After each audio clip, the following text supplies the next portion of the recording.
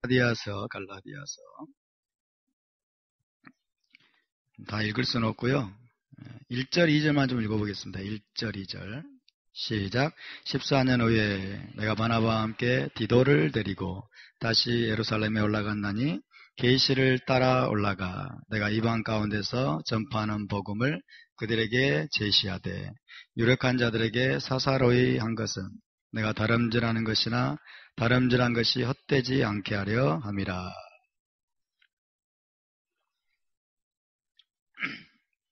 지난주에 갈라디아서를 말씀드리면서 이제 사도행전의 내용을 말씀을 드렸습니다. 사도 바울이 어떻게 계시를 받게 됐고, 예수와를 만나게 됐고, 어떻게 회심을 하게 됐고, 그리고 이방인의 사도로 언제 세워짐을 받았는지, 그리고 갈라디아 각 교회들에게 복음을 전하면서 사도 바울이 전했던 복음의 핵심이 무엇이었는지를 여러분께 말씀을 드렸습니다. 사도 바울이 전했던 복음의 핵심이 한마디로 뭐였어요?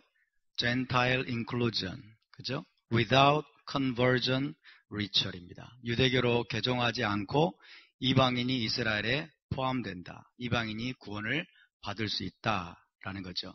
자, 타임라인을 조금 우리가 생각을 해보겠습니다.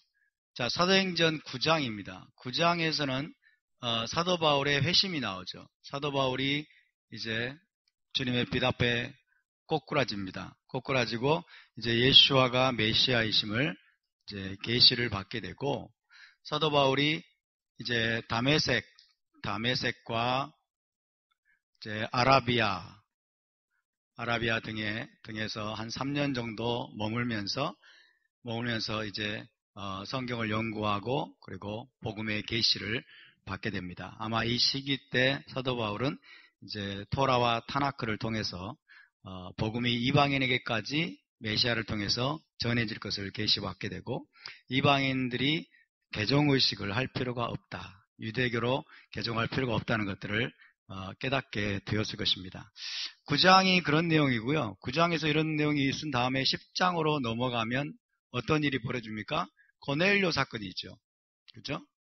고넬료 사건. 사도 베드로가 이방인인 고넬료에게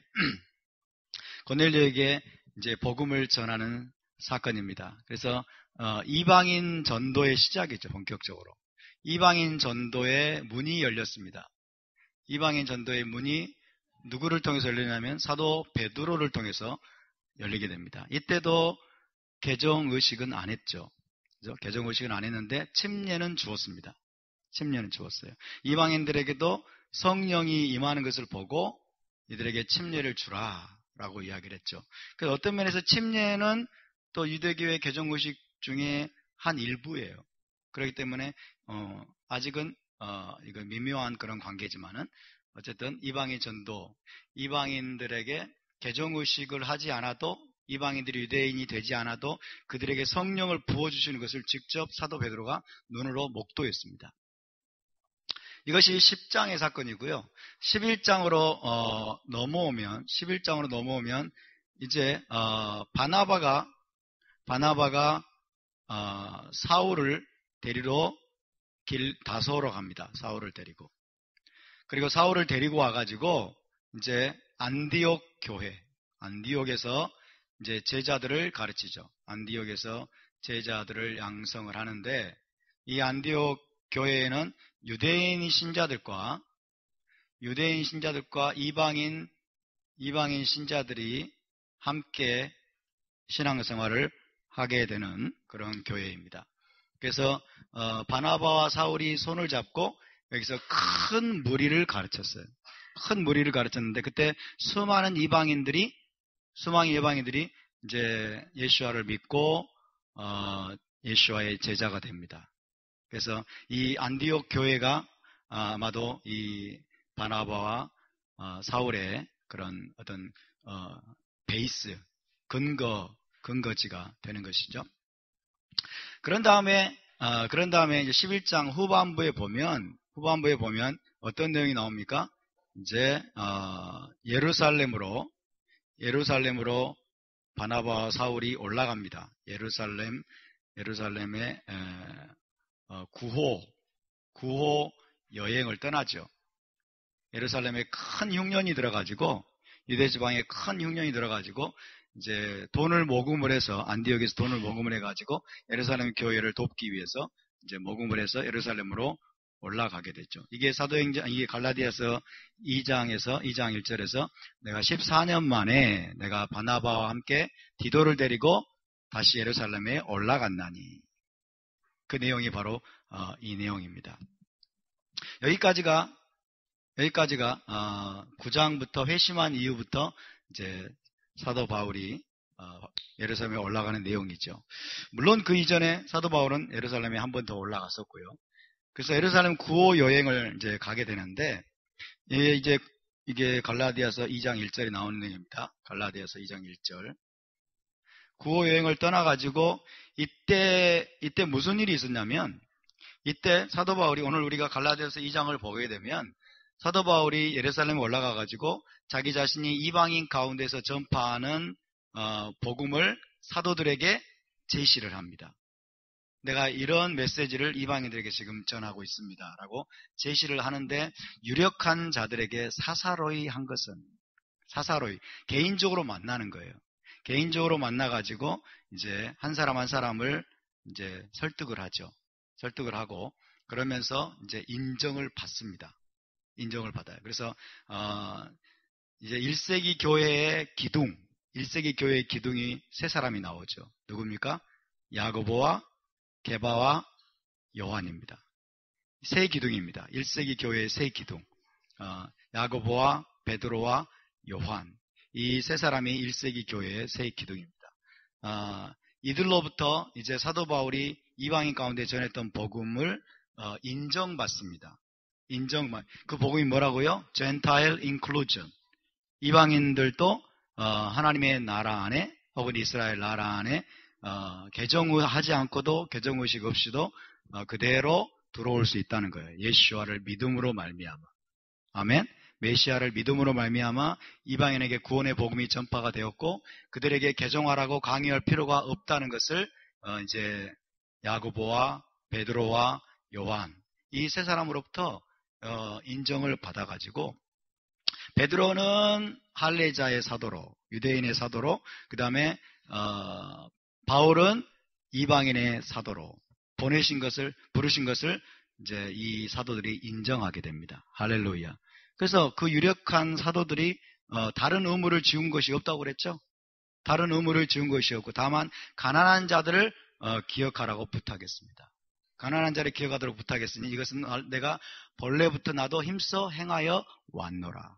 가난한 자들을 기억하고 가난한 자들을 돌보는 것은 사도 바울이 토라에 의해서 원래부터 해왔던 것이기 때문에 아무 문제가 되지 않는다. 그래서 사도 바울이, 여러분, 예루살렘에 있는 사도들, 유력한 사도들에게 자신의 복음, 바울의 복음입니다.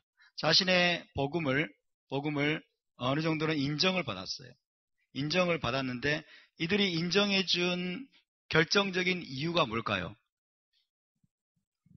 바울의 복음을 이 사도들이 인정해 준 결정적인 이유가 뭘까요? 사도 바울의 말이 토라적으로, 성경적으로 맞다 라고 생각했겠죠. 그것뿐만 아니라 또 뭐가 있었어요? 십장 사건이 있었기 때문입니다. 고넬료 사건이 있었기 때문에. 할렐루야.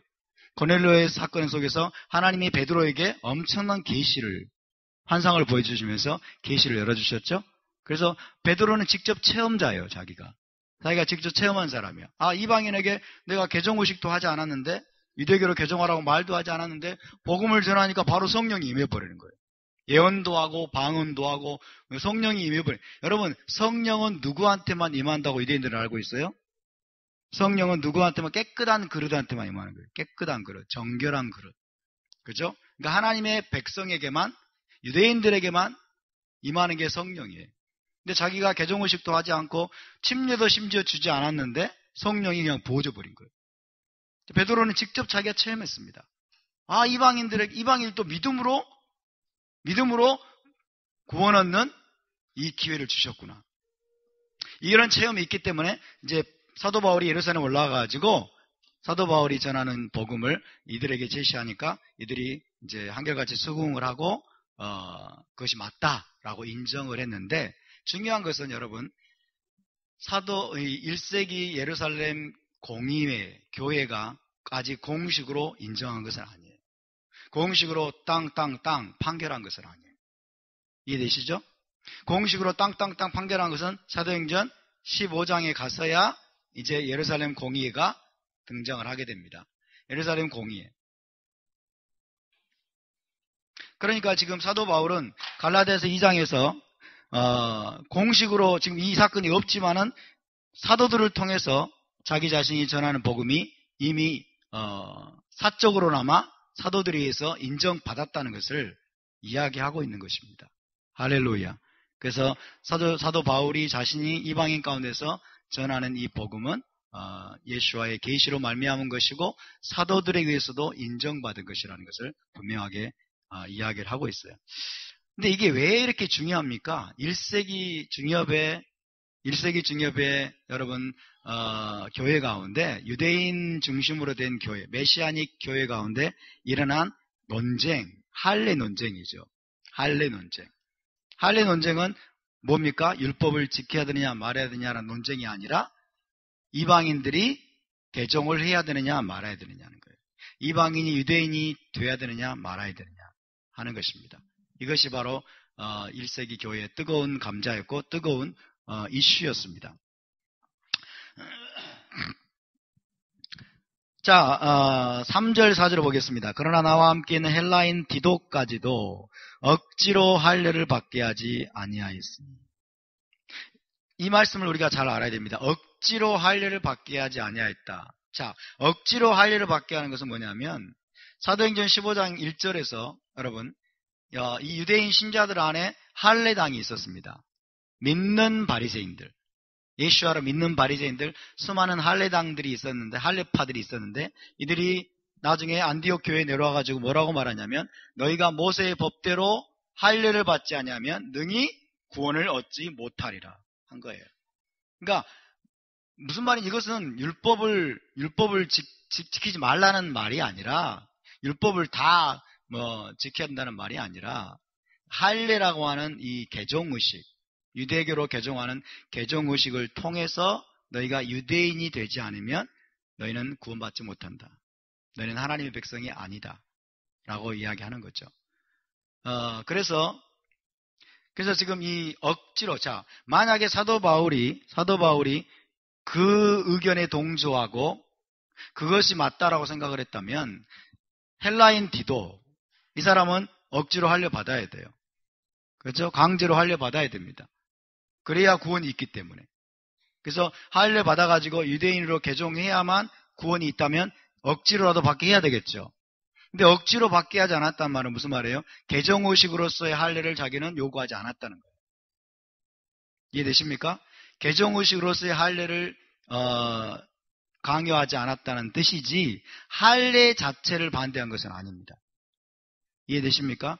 할례 자체를 반대했다면 이거 사도 바울은 토라에 있는 수많은 하나님의 명령들을 거부한 것이 됩니다. 아브라함과 모든 자손들은, 남자들은 난지 8일 만에 할례를 받으라 라고 하나님 명령한 것을 사도 바울이 거부한 것일까요? 그렇지 않다는 거예요. 그러니까 여러분, 우리가 예수와를 믿고 하나님의 백성이 된 다음에 계명에 순종하기 위해서 자녀들에게 난지 8일 만에 할례를 주는 것은 너무나 아름다운 일이에요. 그래서 마땅히 그렇게 해야 됩니다. 마땅히 그렇게 해야 돼요. 그러나 1세기 당시에 이방인들이 할례를 받는 케이스는 거의 대부분 유대교로 개종하는 거예요. 거의 대부분 유대교로 개종하는 거예요. 그래서 유대인들은 할례자라고 불렸고 그 다음에 이방인들은 무할례자라고 불린 거예요. 그러니까 무할례자 그러면 이방인 이런 뜻이에요. 할례자 그러면 유대인 이런 뜻입니다. 이해되십니까? 그래서 이방인들이 왜 할례를 받으려고 하느냐? 1세기 당시에는 전부 다 유대교로 개종하려고 하는 거예요. 유대인 되려고 하는 거예요. 그게 사도 바울이 반대한 겁니다. 너희들이 왜 유대인으로 개종하려고 하느냐? 유대인으로 개종할 필요가 없다. 헬라인 디도도 억지로 할례를 받게 하지 않았단 말은 만약에 디도가 자기가 자원하는 마음으로 그리고 계명에 순종하는 마음으로 할례를 받고자 했으면은 막지 않았겠죠. 그렇죠? 그러나 너 유대인이 돼야 유대교로 개종해야만 너 구원받은 거야. 그러면 이것은 강제로 해야 돼요. 그래서 그것을 강요하지 않았다는 뜻입니다. 4절을 보시면 이는 왜냐하면 가만히 들어온 거짓 형제들 때문이라. 그들이 가만히 들어온 것은 마시아크 예슈아, 메시아이신 예슈아 안에서 우리가 가진 자유를 엿보고 우리를 종으로 삼고자 함이로되. 가만히 들어온 거짓 형제들이 있었어요. 가만히 들어온 거짓 형제들은 사도 바울이 그래서 할례당들입니다. 할례당들. 이것은 믿지 않는 자들이 아니에요. 정통 유대인들이 아닙니다. 예수와를 믿고 1세기 예루살렘 교회에 들어왔는데 이들은 할례당들이에요. 이들은 유대인의 정체성을 굉장히 중요하게 생각한 자들이에요. 굉장히 중요하게 생각해서 이방인들이 구원을 받으려면 할례를 받아야 된다. 구원은 유대인에게만 있다. 이렇게 생각하는 사람들이에요. 그 1세기 사고방식입니다. 1세기 유대인들의 사고방식이에요. 토라에 대해 굉장히 열심히 있었던 사람들이에요. 그래서 이 가만히 들어온 자들은 그래서 이방인들을 다 할례받게 해가지고 유대인이 되게 만들려고 하는 자들입니다. 그래서 메시아 안에서 우리가 가진 자유, 이 자유는 무슨 자유일까요? 이 자유는 율법으로부터의 자유가 아닙니다. 율법으로부터의 자유가 아니고 무슨 자유입니까? 개정의식 하지 않고도 하나님을 섬길 수 있는 자유예요. 유대인 되지 않고도 할례 받지 않고도 그죠? 개정의식 하지 않고도 여러분 100% 온전한 하나님의 백성이 될 수 있는, 하나님을 섬길 수 있는 자유입니다. 할렐루야. 그것이 사도 바울이 말하고 있는 자유예요.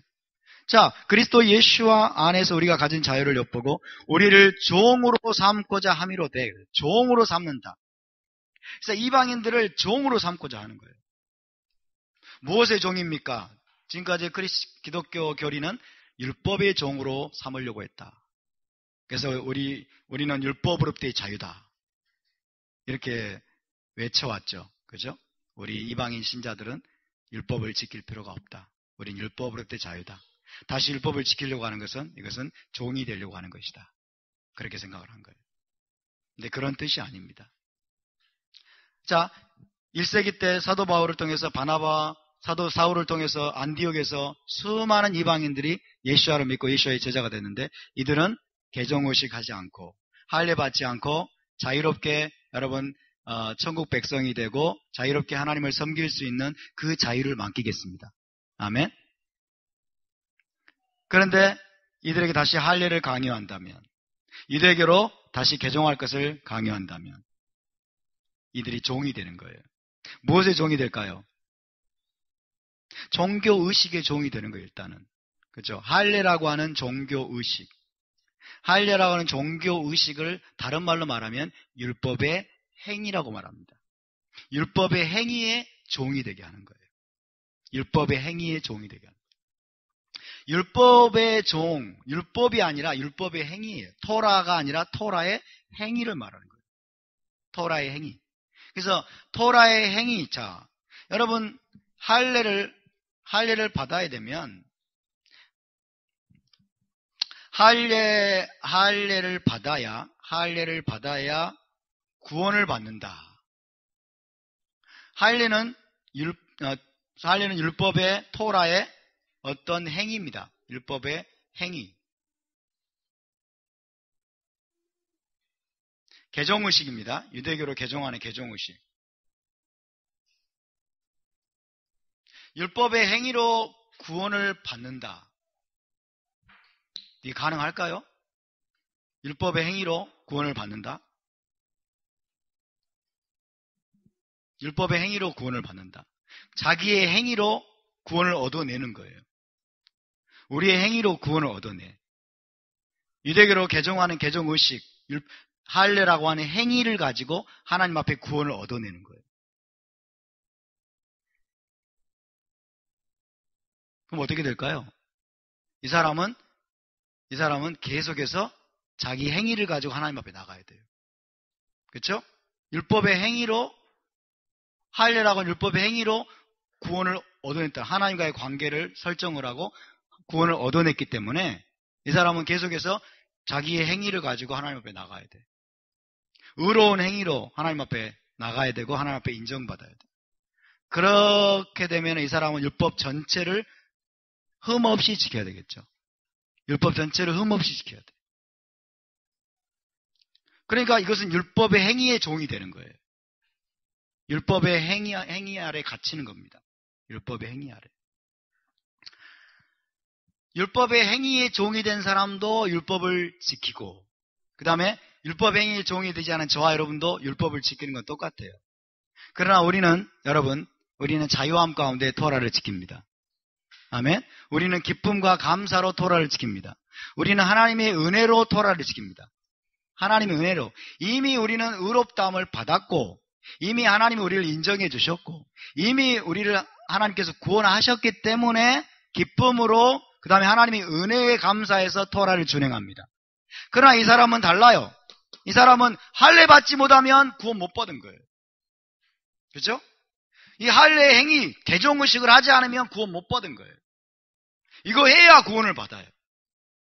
이거 해야 구원을 받아.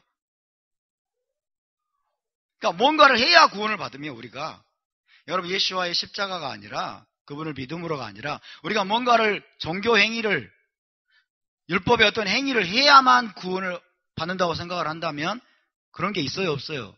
그게 가능하려면 율법 전체를 지켜야 돼. 그렇죠? 율법 전체를 지켜야 내가 온전히 의롭잖아요. 그래야 나의 행위로 하나님 앞에 구원을 얻을 수 있어요. 이런 사람은 율법의 행위의 노예입니다. 율법의 행위의 노예가 됩니다.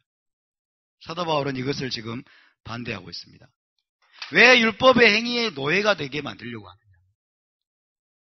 그래서 사도 바울은 이것을 결단코 용납하지 않았습니다.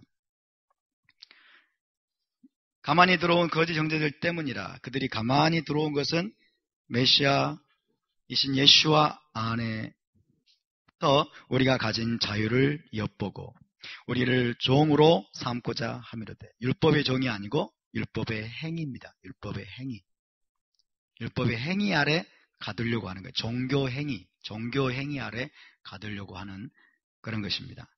그들에게 우리가 한시도 복종하지 아니하였으니 복음의 진리가 항상 너희 가운데 있게 하려 함이라.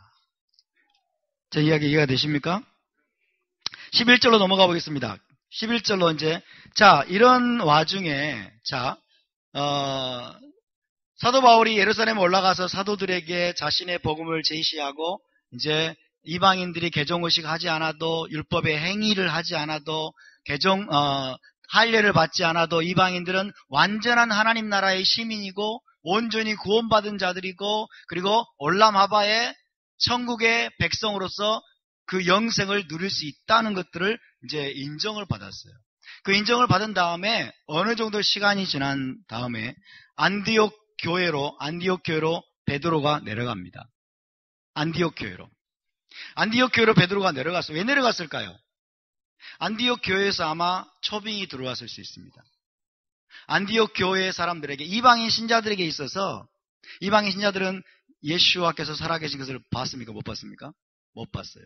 그래서 이방인 신자들에게 있어서 사도들이라고 하는 것은 그때 당시에 예수와를 대신하는 존재와 같았어요. 그래서 사도들의 직접 증언을 듣기를 너무나 사모했겠죠. 사도들이 3년 반 동안 우리 주님을 따라다니면서 그분의 기적들을 목도했고, 죽은 자를 살린 것도 목도했고, 또 우리 주님의 그 주옥 같은 토라 해설을 또 들었고, 그렇죠? 많은 가르침들을 직접 받았기 때문에 제가 어제도 말씀드렸습니다만 사도들은 예수와의 가르침을 다 외웠다고 그랬죠. 사도들은 예수와의 가르침을 다 암송하고 있었어요. 문자 그대로 다 하나 토시도 안 틀리고 암송하는 수준이었습니다. 그래서 수많은 이방인 신자들은 사도들의 설교를 듣는 것, 사도들과 교제하는 것, 사도들의 입을 통해서 예수와에 대한 내용을 생생하게 듣는 것이 그들에게 큰 갈망이었어요. 그래서 아마도 안디옥 교회 이제 신자들이 베드로를 초빙을 했던 것 같아요. 베드로가 이제 안디옥에 내려와 가지고 정말 깜짝 놀랍니다. 너무나 많은 이방인 신자들이, 여러분, 유대인 신자와 함께 스스럼 없이 교제하고 함께 예배드리고 샤밧을 지키고 절기를 지키고 그렇게 신앙생활을 하고 있는 모습을 보면서 깜짝 놀라는 거예요. 그리고 자기 자신도 이제 이방인 신자들과 함께 식탁 교제를 합니다. 함께 먹고 마시면서 이제 설교를 하겠죠. 메시지를 하겠죠. 예수와께서 하신 말씀들 기억을 더듬어가면서 그리고 자신이 직접 목격했던 변화산에서 목격했던 영광, 주님의 영광, 모세와 엘리야가 나타난 이야기 막 이런 것들을 하면은 막 날 새는 줄 모르고 밤이 막 맞도록 이렇게 설교하고 교제하고 그랬을 것입니다. 어쨌든 여러분 이 사도행전 10장 사건이 있었기 때문에 사도 베드로도 안디옥에 내려가가지고 이방인들과 함께 식탁을 함께 하면서 교제하는데 아무 거리낌이 없었어요. 할렐루야. 그래서 자연스럽게 이방인들과 함께 먹었어요. 원래는 됩니까? 안 됩니까? 원래는 돼야 안 돼요. 유대인들은 잘 들으세요. 당시의 유대인들은 이방인의 집에 들어갈 수 없습니다. 이방인과 함께 식사를 할 수 없습니다. 이방인이 차려놓는 음식이 설령 코셔라고 할지라도 이방인과 함께 먹는 것은 유대법이 할라카가 그것을 금지하고 있습니다. 왜? 그 코셔를 준비하는 과정에 어떤 부정함이 개입될지 모르기 때문에, 그리고 그것이 우상에게 바쳐진 음식일지도 모르기 때문에, 이방인의 집에 들어가게 되면 거기 죽은 시체가 누워있을지도 모르기 때문에, 죽은 시체가 있으면 어떻게 돼요? 그 집에 들어가면 더 부정하게 되죠. 이런 많은 문제들 때문에 여러분 유대법에 따르면, 유대 랍비들의 할라카에 따르면 이방인과 유대인이 함께 교제한다, 함께 식탁을 교제하고 함께 한 집에서 여러분 머무는 것은 이것은 불법입니다. 안 됩니다. 그런데 사도 베드로는 거기 11절을 보세요. 게바가 안디옥에 이르렀을 때 책망받을 일이 있기로 내가 그를 대면하여 책망하느라. 사도 바울이 책망합니다. 야고보에게서 온 어떤 이들이 이르기 전에 게바가 이방인과 함께 먹다가 그랬어요. 이방인과 함께 먹다가, 이방인 신자들을 말하겠죠. 이방인 신자들과 함께 식탁에서 교제를 했어요. 테이블 펠로우십을 했습니다. 식탁에서 교제하면서, 혹은 함께 절기를 지키면서 식사를 했을 수도 있습니다. 그랬는데 야고보에게서 어떤 이들이 내려온 거예요. 다시 말하면 예루살렘 교회에 사도들이 보낸 사람들이 이제 안디옥으로 온다는 소식을 들은 거예요. 근데 여러분, 제가 말씀드렸죠. 아까 사도행전 15장이 되기까지는 이런 사도들이 인정했던 바울의 복음, 이방인이 개종의식이 없이도 완전한 하나님 나라의 백성이 되고 온전히 구원받을 수 있다는 이 복음이 아직 공식적으로 인정된 건 아니라고 그랬죠. 여전히 논란이 많았습니다. 여전히 논란이 많았기 때문에 사도 베드로가 야고보에게서 온 어떤 이들이 지금 오고 있다는 소식을 듣고 두려움을 갖게 됐어요. 왜냐하면 이들은 누구냐면 할례당들이에요. 할례당은 누구냐면 이방인 신자들을 인정하지 않는 거예요. 그대로. 너희가 예수와를 믿었느냐? 그렇다면 한 가지 더 해야 된다는 거예요. 예수와를 믿었느냐? 너희가 구원받으려면 한 가지를 더 해야 된다. 그것이 뭐냐? 개종의식이다. 유대인이 돼야 된다. 왜? 유대인만 온전히 구원받는다. 이것이 여러분 할례당이 했던 주장입니다. 그래서 사도행전 15장 1절의 내용이 그런 주장이에요. 사도행전 15장 1절 잠깐 볼까요? 사도행전 15장 1절 보면은 이때도 안디옥으로 이제 어떤 이들이 내려옵니다. 사도행전 15장 1절 시작. 어떤 사람들이 유대로부터 내려와서 형제들을 가르치되 너희가 모세의 법대로 할례를 받지 아니하면 능히 구원을 받지 못하리라. 모세의 토라대로 할례를 받지 않으면, 개종의식을 말합니다. 개종의식으로서의 할례예요. 개종의식을 하지 않으면, 유대인으로 개종하지 않으면 너희는 구원받는 자가 아니야. 구원은 유대인에게만 있어. 유대인만 구원받은 자야. 예수와 믿은 것으로는 부족하다는 거예요. 주님의 십자가로는 부정하다는 거예요. 부족하다는 거예요. 온전치 않다는 거예요. 할례라는 개종의식을 해야 된다는 거예요. 근데 자, 다시 갈라디아서 2장을 봅시다. 2장 12절 함께 있습니다. 시작. 야고보에게서 온 어떤 이들이 이르기 전에 게바가 이방인과 함께 먹다가 그들이 오매 그가 할례자들을 두려워하여 떠나 물러가며. 자, 내려왔던 자들이 누굽니까? 할례자들이라고 했어요. 여기서 할례자들이란 말은 할례당이란 말이에요. 할례당. 영어 성경에는 circumcision party 이렇게 돼 있어요. 할례당이란 뜻이에요. 할례당. 그러니까 이 할례자들은 그냥 정통 유대인이 아니고 예수와를 믿었지만 할례당이에요. 예수와를 믿었지만 이방인들은 구원받기 위해서는 할례를 받아야 된다고 주장하는 자들이에요. 유대인이 돼야 된다고 주장하는 사람들. 이해되십니까? 이들의 특징은 뭐냐면 유대인과 이방인을 엄격하게 분리합니다. 유대인과 이방인을 엄격하게 구분합니다. 그래서 이들은 유대인의 정체성을 여러분 철저하게 지키려고 하는 자들이에요. 우리가 그들의 어떤 입장도 사실은 이해할 만합니다. 그렇죠? 생각을 해보세요. 예수와를 믿고 수많은 이방인들이 들어와가지고 마음대로 유대인들과 섞여가지고 식사하고 난장판이 된 것 같은 모습. 그러면 그런 상황 속에서 유대인은 뭔가? 유대인의 정체성이 완전히 흐려져 버리고 엉망이 돼버리는 그런 아주 무질서한 것처럼 보이는 그런 상황을 이들은 견디지 못했던 거예요. 그래서 유대인과 이방인을 철저하게 구분하려고 하고 너희가 우리와 함께 교제하기를 원하느냐? 너희가 정말 구원받은 하나님의 백성이 되기를 원하느냐? 그런데 구원받은 자는 유대인밖에 없거든? 그러면서 유대인이 되어야 된다. 이들이 할례당입니다. 할례당. circumcision party. 할례당. 그래서 이것을 흐려놓는 자들을 이들은 이제 비난하고 공격하는 거예요. 사도 베드로가 만약에 그들의 눈에 띄었다면, 그죠? 이방인과 함께 자유롭게 먹고 교제하는 모습이 그들의 눈에 띄면은 이 베드로는 지금 엄청난 비난에 시달리겠죠. 그러니까 그들을 두려워해서 살짝 빠져나와 버린 거예요. 살짝 빠져나온 거예요.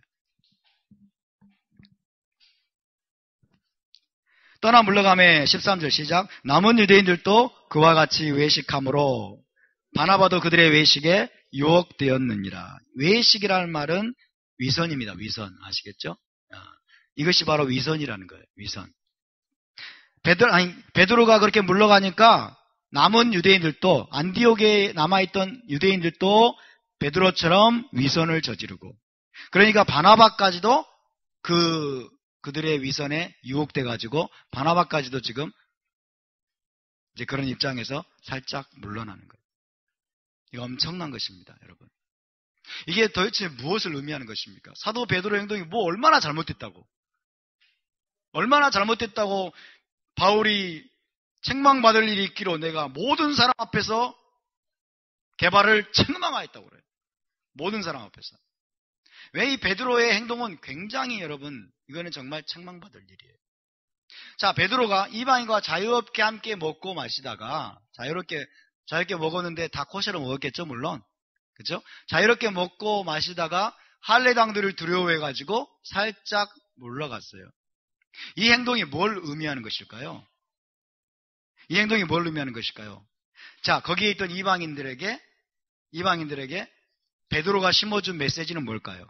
아, 우리도 할례 받아야 되는 모양이다. 우리는 세컨 클래스구나. 우리는 온전히 구원받은 자가 아니구나. 그렇죠? 우리가 유대인이 돼야 되는 모양이다. 이런 메시지를 심어주는 거예요. 우리가 유대교를 개종해야만, 유대인이 돼야만 우리가 유대인과 동등한 시민으로 인정받고 그들과 함께 자유롭게 어울려서 교제하고 식사할 수 있게 되겠구나. 이런 느낌을 받았겠죠? 그러니까 이것은 보통 문제가 아닙니다. 사도 바울이 생각하기엔 보통 문제가 아니에요. 그러므로 14절 봅니다. 그러므로 나는 그들이 복음의 진리를 따라 바르게 행하지 아니함을 보고, 이건 복음의 진리를 따르는 행동이 아니라는 거예요. 모든 자 앞에서 게바에게 이르되, 자, 모든 자 앞에서 게바를 책망합니다. 네가 유대인으로서 이방인을 따르고, 잘 들으세요. 유대인으로서 이방인을 따르고, 이 말은 이런 뜻이 아닙니다. 네가 유대인으로서 이방인을 따르고 말은 유대인으로서 네가 율법을 이제 버렸고 이런 뜻이 아니에요. 아시겠죠? 이 문맥에서 유대인으로서 이방인을 따랐단 말은 네가 유대인이지만 이방인과 함께 자유롭게 먹고 마시며 교제하는 그 면에 있어서는 이방인과 같이 행동했다는 뜻이에요. 이해되시죠? 유대인으로서 이방인을 따르고 유대인답게 행동하지, 유대인답게 살지 아니하면서, 그 말이에요. 유대인으로서 이방인을 따르고 유대인답게 살지 아니하면서, 자, 유대인답게 사는 것은 이런 뜻입니다. 유대인답게 사는 것은 이방인과 교제하지 않는 거예요. 이방인의 집에 들어가지 않는 거예요. 이방인과 함께 식탁을 함께 공유하지 않는 거예요. 이게 유대인의 높은 할라카, 그렇죠? 유대 랍비들이 정해놓은 엄격한 할라카를 준수하는 것, 이것을 유대인답게 산다라고 말합니다. 근데 그렇게 하지 않았다는 거예요. 그리고 오히려 이방인을 따랐단 말은 뭐예요? 이방인과 함께 자유롭게 교제했다는 것이에요. 자유롭게 식사했다는 것이에요. 함께 식탁 교제를 공유했다는 것입니다. 이해되십니까? 율법을 버렸다는 뜻이 아닙니다. 율법을 버렸다는 뜻이 아니에요.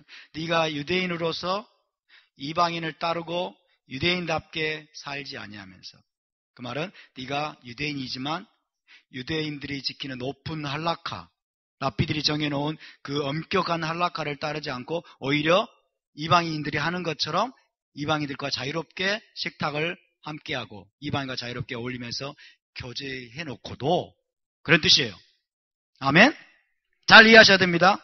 그 다음에 어찌하여 억지로 이방인을 유대인답게, 이 답게란 번역은 안 좋은 번역이에요. 어찌하여 억지로 이방인을 유대인처럼 살게 하려느냐. 네 행동이 바로 이거라는 거예요. 억지로 이방인을 유대인처럼 살게 한다. 무슨 말일까요? 이방인들에게 어떤 메시지를 심어줬다고요? 아, 유대인이 돼야 되는 모양이구나. 유대교로 개종해야 되는 모양이구나. 이해되십니까? 할례를 받아가지고, 아, 우리가 유대인으로 살아야 되는 모양이다. 그래서 사도 베드로의 행동은 이들에게 실질적으로 할례를 강요하는 것과 똑같은 것이에요. 개종의식을 강요하는 것과 똑같은 것이에요. 아멘? 개종의식을 은연중에 강요하는 것. 할례를 강요하는 것입니다. 그래서 너희가 유대인이 되어야 하는 거예요. 지금 사도 바울이 베드로를 이렇게 책망하고 있습니다. 네가 유대인으로서 유대 랍비들이 정해놓은 엄격한 할라카를 네가 예수와의 복음 때문에 그걸 지키지 않고, 사도행전 10장에서 하나님께서 너에게 주신 계시를 따라서 네가 이방인처럼 이방인들과 함께 자유롭게 식탁에서 교제하고 그렇게 살면서 어찌하여 이방인들에게 너희는 억지로 할례를 받게 해가지고 개종의식 해가지고 억지로 유대인처럼 살게 만들려고 하느냐. 그렇게 책망을 한 겁니다.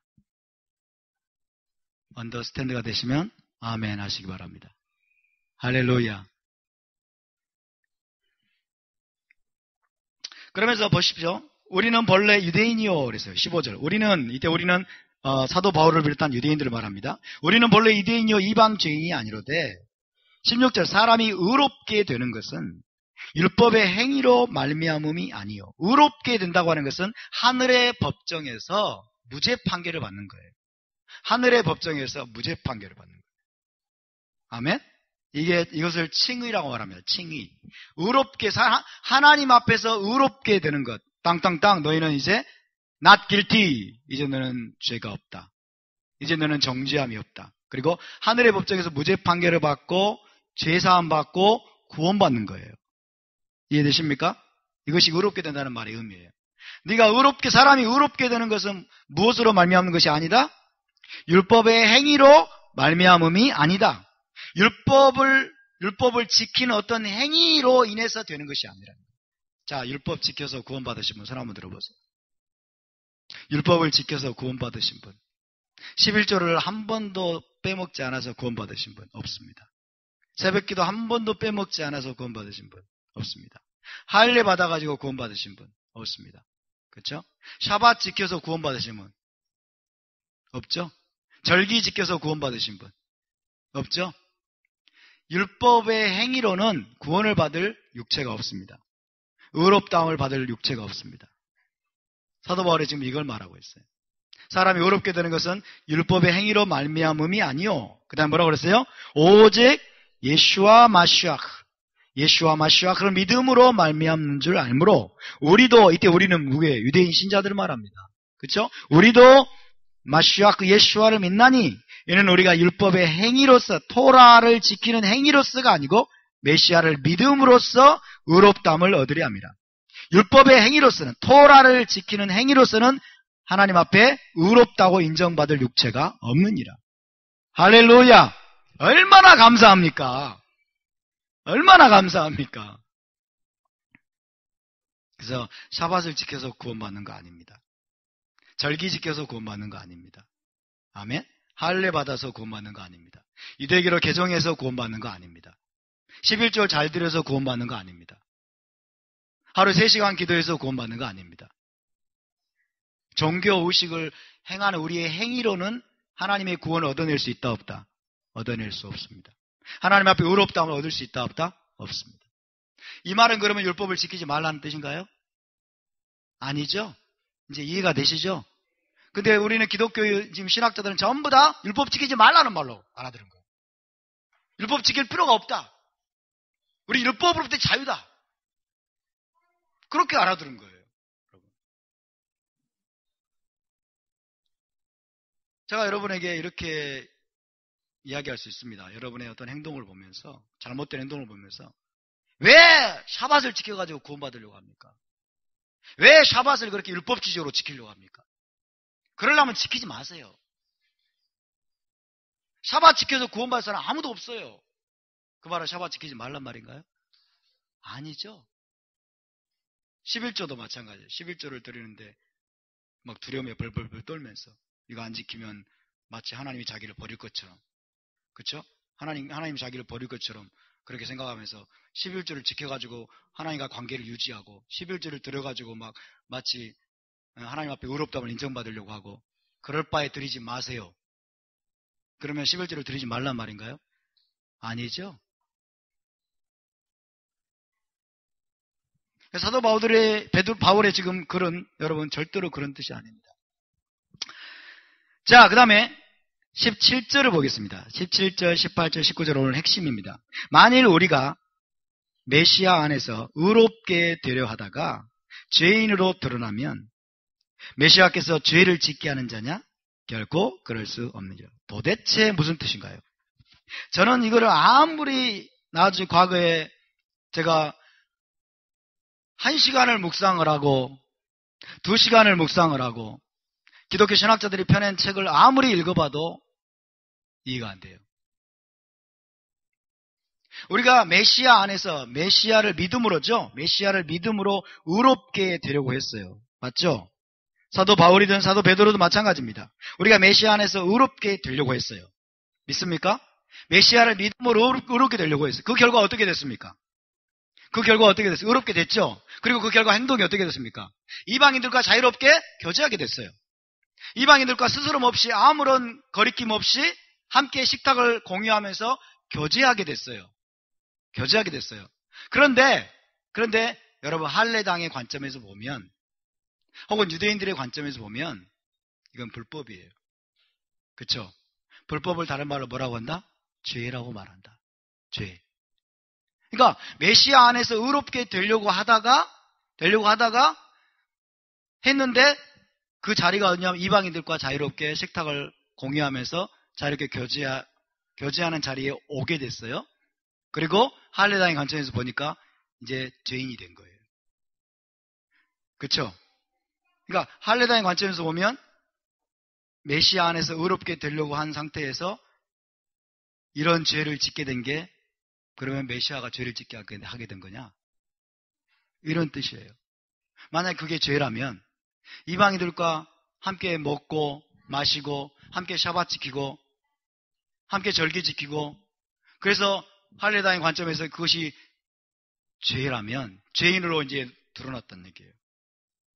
그러면 그리스도께서 메시아께서 죄를 짓게 하는 자냐? 그럴 수 없느니라. 아멘? 이거 잘 알아들으셔야 돼요. 지금 이 11절부터의 맥락을 잘 보셔야 됩니다. 문맥을 잘 보셔야 돼요.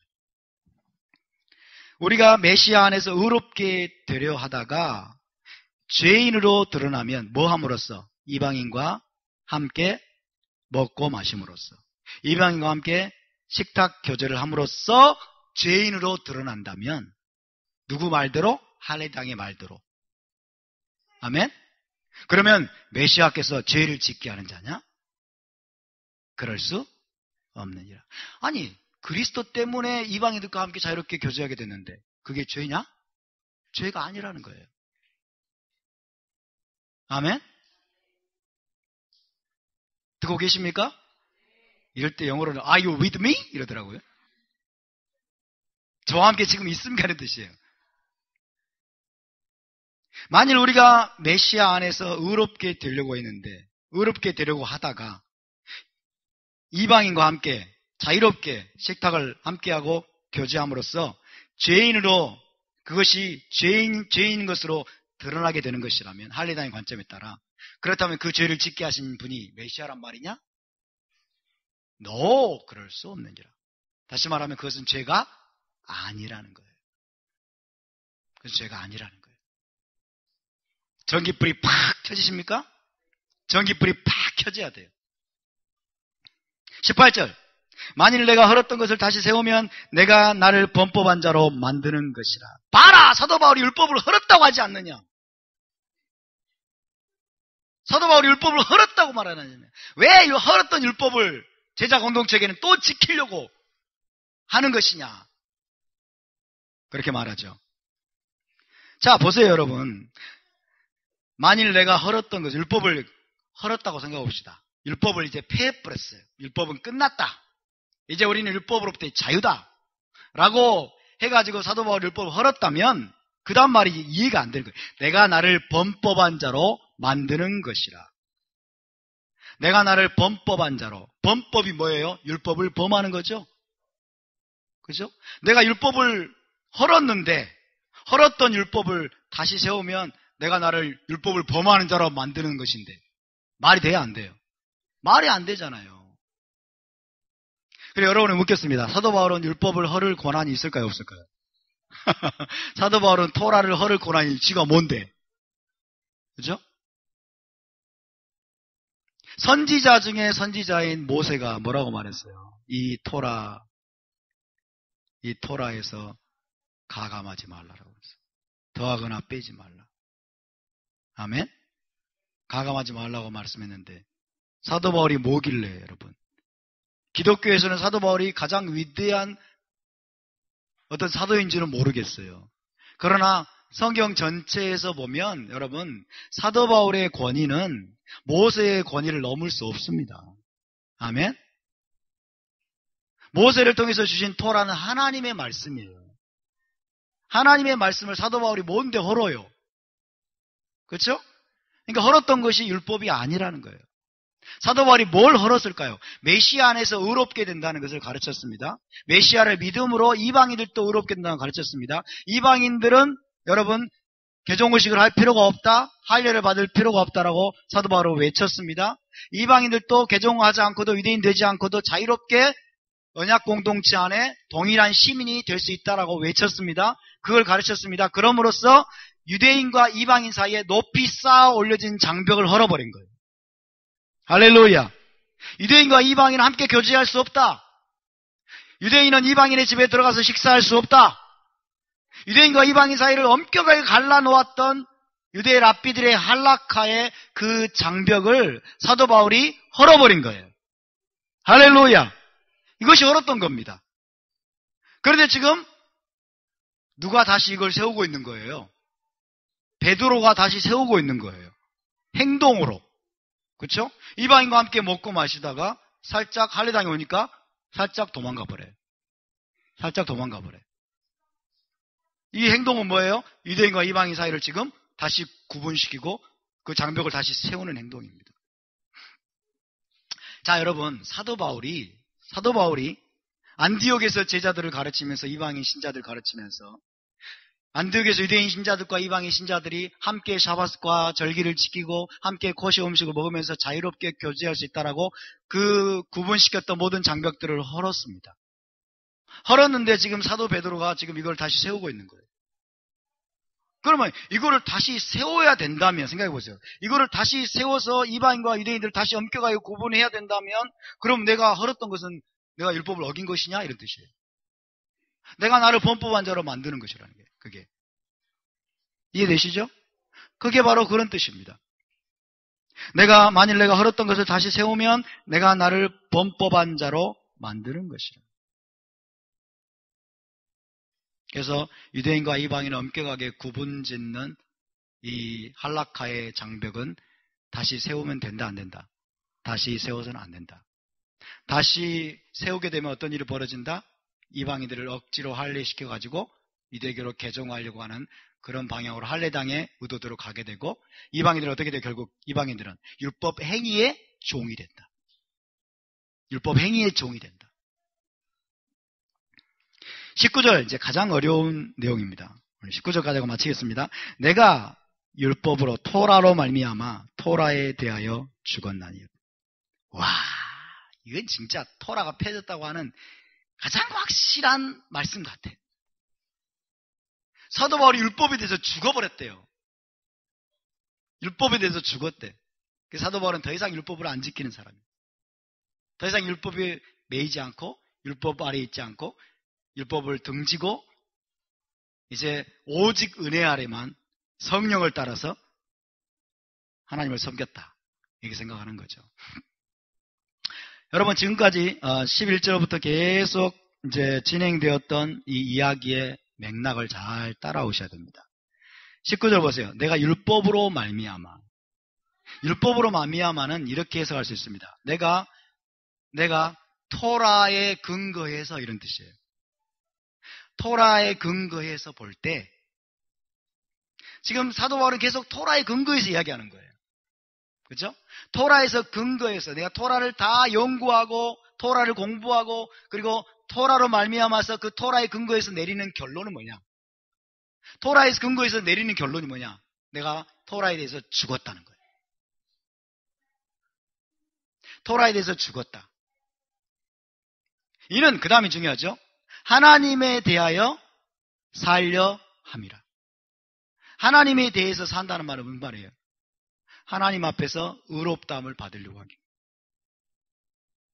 그래서 여러분, 내가 토라로 말미암아서 토라에 의해서 내가 결론을 내렸다. 이런 뜻이에요. 율법으로 말미암아 그 말은. 모든 토라를 내가 연구하고 공부하고 배운 결과로 그 결과에 의해서 내가 결론을 내렸는데 나는 율법에 대해서 죽었다. 이 말은 무슨 말이냐면 나는 율법의 행위에 대해서 죽었다는 뜻이에요. 난 율법의 행위에 대해서 죽었다는 뜻이에요. 율법에 대해서 죽었다는 말은. 다시 말하면 율법을 가지고 하나님 앞에 안 나간다는 거예요. 율법을 지킨 행위를 가지고 하나님 앞에 안 나간다는 거예요. 이해되십니까? 왜? 뭐 하기 위해서? 하나님에 대해서 살기 위해서. 하나님 앞에 인정받고 하나님 앞에서 의롭다함을 받기 위해서. 그럼 뭘 가지고 하나님 앞에 나간다는 거예요? 메시아를 믿는 믿음으로 나간다는 거예요. 그리고 예수와를 통해서 십자가에서 베풀어 주신 그 은혜로 말미암아 하나님 앞에 나간다는 거예요. 할렐루야. 더 이상 율법을 지켜 행한 여러분 그 자기의 공로나 자기의 의로움이나 자기의 행실을 의지하지 않는다는 거예요. 그걸 의지해서 하나님 앞에 나가지 않는다는 거예요. 아멘입니까? 이것이 너무나 중요합니다. 너무나 중요합니다. 저와 여러분은 율법에 대해서 죽은 자들입니다. 할렐루야. 그래서 율법을 지키지 말라가 아니라 율법의 행위에 대해서 죽은 자가 돼야 합니다. 우리는 분명 토라를 지켜야 됩니다. 토라를 준행해야 됩니다. 그러나 여러분 토라 지킨 것을 가지고 자랑하지 마시기 바랍니다. 토라 지킨 것을 의지하지 마시기 바랍니다. 자기 공로를 의지하지 마세요. 하나님 내가 샤밧 지켰습니다. 하나님 내가 절기 지켰습니다. 하나님 내가 음식법 지켰습니다. 이제 나에게 복 주시고 이제 나를 인정해 주시고 하나님 앞에 다 그거 지킨 것 때문에 마음이 뿌듯해. 이런 사람 너무 많아요. 그렇죠? 자기 행위로 나가는 거예요. 율법을 지키는 행위를 가지고 나가는 거예요. 율법을 지킨 행위를 의지해서 하나님 앞에 나가려고 하는 거예요. 이것은 토라에 따르면 잘못된 것입니다. 할렐루야. 사도 바울은 그래서 그런 것들을 다 배설물처럼 여겼다고 말합니다. 그래서 이 말씀은 갈라디아서 2장 13절의 말씀은 빌립보서 3장에 나오는 말씀하고 일맥상통하는 말이에요. 빌립보서 3장에 사도 바울이 지금 뭘 얘기합니까? 나는 히브리인 중에 히브리인이요. 난 지 8일 만에 할례를 받고, 그렇죠? 나는 베냐민 지파라. 나는 율법의 의로는 흠이 없는 자라. 율법의 의로는 흠이 없는 자예요. 그런데 내가 메시아를 얻고 그분 안에서 의롭다함을 받고 그리고 그 고난에 참여함을 알고 그리고 마지막에 부활의 첫째 부활에 참여하기 위하여 내가 그 모든 것을 배설물처럼 여겼노라. 그 말이 뭐면 말이냐면 율법에 대하여 죽었다는 거예요. 율법을 지켜 행한 자신의 의로움, 자신의 공로, 자신의 어떤 떳떳함 이런 것을 의지해서 하나님 앞에 나가지 않는다는 거예요. 그런 것을 의지해서 그런 것으로 하나님 앞에 의롭다함을 받지 못한다는 거예요. 할렐루야. 그래서 여러분 이것은 좀 더 명확 풀어서 설명해 보면 나는 율법으로 말미암아 율법의 행위에 대해서 죽었다는 뜻입니다. 율법의 행위에 대해서 죽었다. 그것이 나의 자랑이 아니다. 나는 그걸 의지하지 않는다. 나는 그걸 가지고 하나님 앞에 나가지 않는다. 하나님에 대해서 하나님과 나와의 관계가 계속해서 유지되고 계속 내가 하나님 앞에 의롭다고 인정받고 그것은 오직 무엇으로 된다? 메시아의 십자가의 구속을 믿음으로 말미암아 오직 예수 그리스도를 믿음으로 말미암아 하나님 앞에 의롭다함을 얻는다는 것입니다. 할렐루야. 이것이 갈라디아서 2장의 말씀입니다. 20절부터 21절까지를 우리가 함께 봉독합니다. 시작. 내가 메시아와 함께 십자가에 못 박혔나니 그런즉 이제는 내가 사는 것이 아니요 오직 내 안에 메시아께서 사시는 것이라. 이제 내가 육체 가운데 사는 것은 나를 사랑하사 나를 위하여 자기 자신을 버리신 하나님의 아들을 믿는 믿음 안에서 사는 것이라. 내가 하나님의 은혜를 패하지 아니하노니 만일 의롭게 되는 것이 율법으로 말미암으면 메시아께서 헛되이 죽으셨느니라. 의롭게 되는 것이 율법의 행위로 말미암은 것이라면 하나님 앞에 의롭다고 인정받는 것이 할례를 행하고 유대인이 되고 종교 행위로 말미암는 것이라면 메시아께서 헛되이 죽으셨다. 그래서 우리는 이제 무엇으로 살아야 돼요? 믿음으로 살아야 됩니다. 할렐루야. 여러분 믿음으로 토라를 준행하시기 바랍니다. 하나님의 은혜를 의지해서 토라를 준행하시기 바랍니다.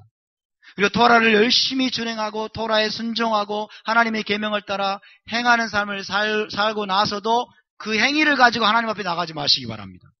그것은 자랑할 것이 못 됩니다, 여러분.